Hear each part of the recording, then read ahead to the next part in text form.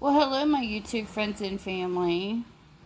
So, today we have book lot 33, and I'm still doing 10 books for $2. Makes them 20 cents a piece, which is a really nice deal. And the first book of the day is Harlequin Romance 2561. It's called Lord of the Land by Margaret Rome. And the copyright date on this is 1983. This is what the book looks like. It's got a little bit of discoloration and writing there. And I will list the ISBN numbers below and all the information of how to get a hold of me through Minda's Bookstore and more.com on Facebook. Or you can send me an email with the lot number and tell me what you're interested in. And this is the synopsis, what the book's about.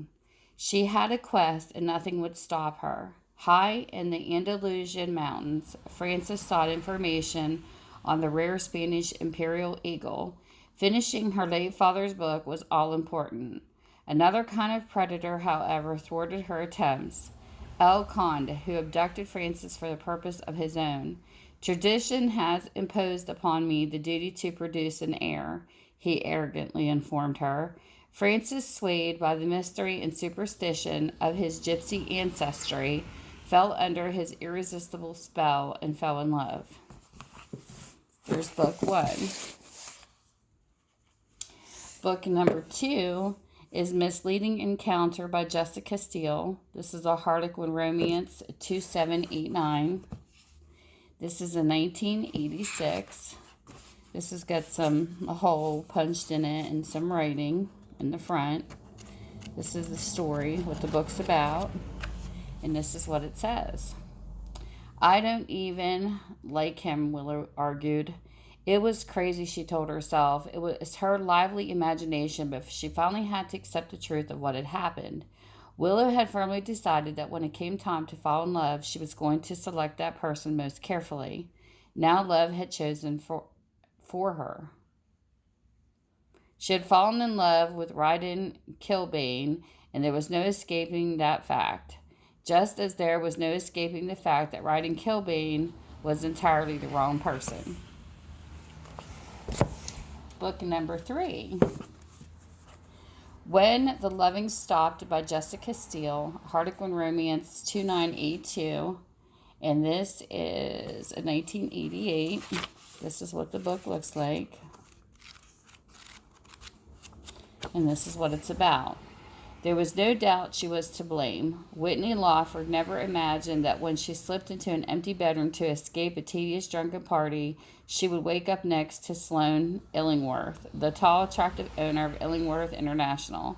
So when Sloane's engagement was broken and he asked her to pose as his fiancée, Whitney felt obliged to agree. However, Sloane wanted to be the only man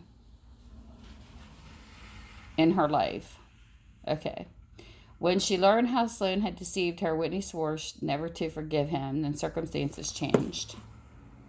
I was confused there for a second. I was like, what? He must have fell fast.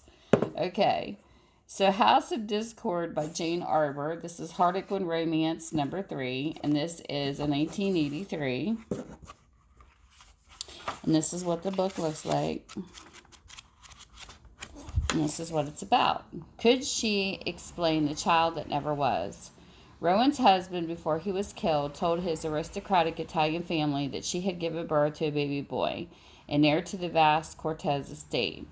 Only it wasn't true, and his life trapped Rowan into a web of intrigue. If she admitted there was no child, she'd be spurned by the family, something she couldn't contemplate because of her increasing love for her brother-in-law, Dario.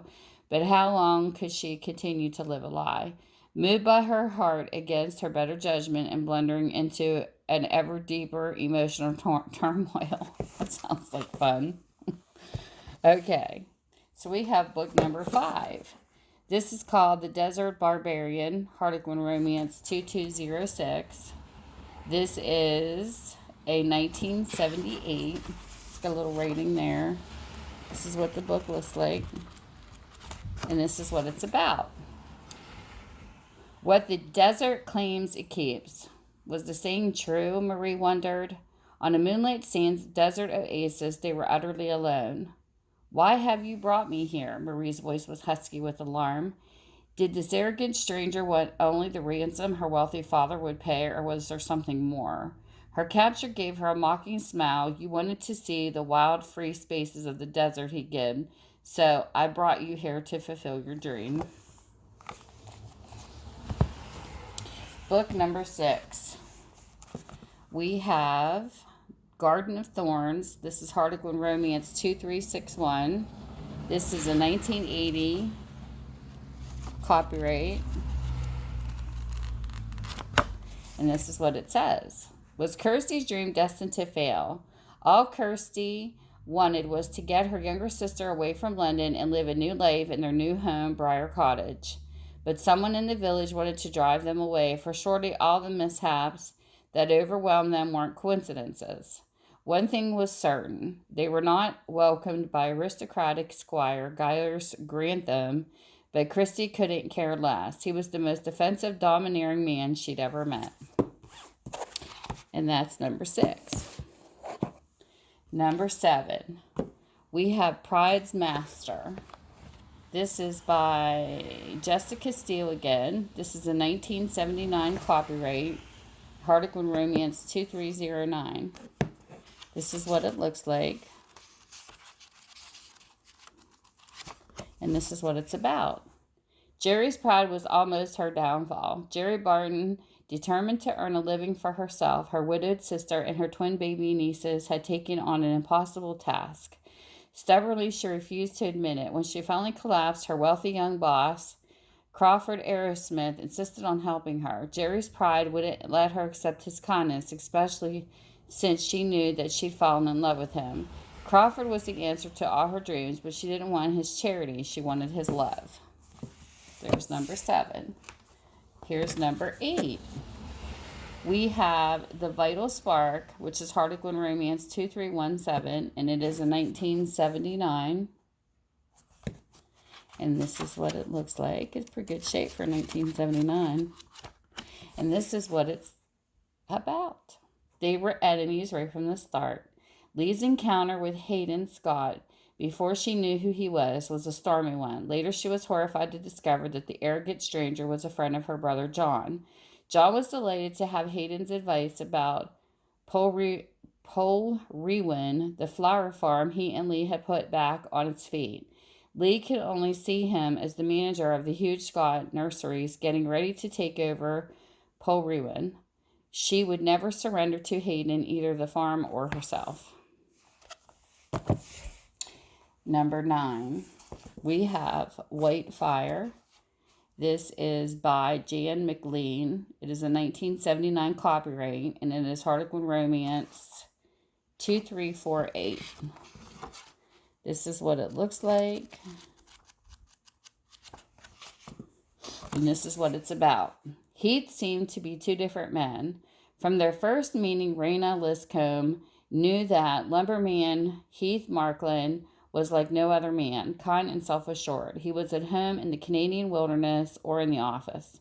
But Raina's mother saw Heath as a heartless, money-hungry, and long-standing enemy of their family. Raina's indecision, torn between the dictates of her heart and her mother's demands, brought Heath and her to the brink of disaster. It's number 9. And last but not least, we have number 10. This is Devil on Horseback by Elizabeth Graham. This is a 1979 copyright, and it's Harlequin Romance 2320. This is what it looks like. And this is what it's about. How could she tell Alex the truth? When Joanna Thomas heard from Liz, an old school friend, about the housekeeping job at her brother's ranch, Joanna accepted it to prove that she could succeed on her own. A course in gourmet cooking hadn't really prepared her for the enormous task, but that was only part of the problem. Alex Harper thought the matchmaking Liz had sent her as another marriage candidate. Everything might have turned out all right, except that Joanna fell in love with Alex. And that is the last book in Lot 33. Thank you for spending time with me. And you guys have a great day. Bye.